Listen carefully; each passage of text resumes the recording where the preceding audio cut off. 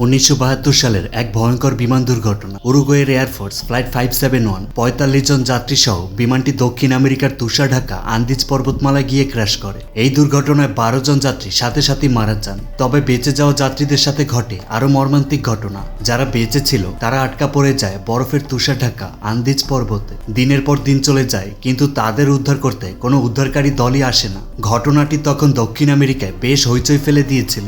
উদ্ধারকারী দল প্রায় 3 মাসের মতো তাদের উদ্ধার কাজ চালিয়েও উক্ত বিমান সাথে যাত্রীদের কোনো হদিসই খুঁজে পায় না। প্রকৃতির নির্মমতা, হাড় কাঁপানো ঠান্ডা আর ক্ষুধার সঙ্গে লড়াই করতে গিয়ে তারা বাধ্য হয় এক অকল্পনীয় সিদ্ধান্ত নিতে। বেঁচে থাকার জন্য তারা শেষমেশ মৃত যাত্রীদের শরীরের মাংস খাওয়া শুরু করে। এই সত্য ঘটনাকে কেন্দ্র করে প্রথমে কিছু বই প্রকাশিত হয়, পরে বিভিন্ন ডকুমেন্টারি ও সিনেমা বানানো হয়। তবে সোসাইটি অব দ্য স্নো এই মুভিটি উক্ত ঘটনাকে নতুনভাবে উপস্থাপন করেছে। তো আজকে ব্যাখ্যা করব নেটফ্লিক্সের বহুল আলোচিত সোসাইটি অব দ্য স্নো মুভিটি, যা সম্পূর্ণ সত্য ঘটনার উপর তৈরি করা হয়েছে, যা আপনাকে প্রশ্ন করতে বাধ্য করবে বেঁচে থাকার জন্য মানুষ কতদূর যেতে পারে। তবে চলুন দেখে আসি ফ্লাইট 571 কিভাবে বিধ্বস্ত হলো, বেঁচে যাওয়া যাত্রীরা বেঁচে থাকার জন্য কি কি পরিকল্পনাই বা করলো, আর শেষ পর্যন্ত তারা উক্ত বরফের পাহাড় থেকে বেঁচে ফিরতে পেরেছিল কিনা। তো মুভিটি ভালো লাগলে একটি লাইক, সাথে চ্যানেলটি সাবস্ক্রাইব করতে ভুলবেন না।